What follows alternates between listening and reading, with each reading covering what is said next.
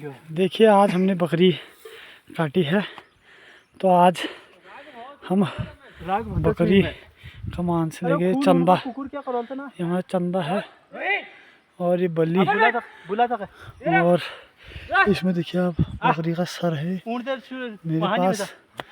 और ये मनोज भाई हमारे, मनोज भाई उठाओ चलो।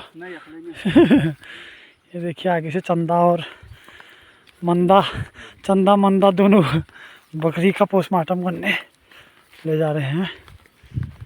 और राजा पहले से ही तैनात है, हमारा अंगरक्षक। आज बहुत टाइम बाद करिए का गधार आने का सौभाग्य प्राप्त हुआ।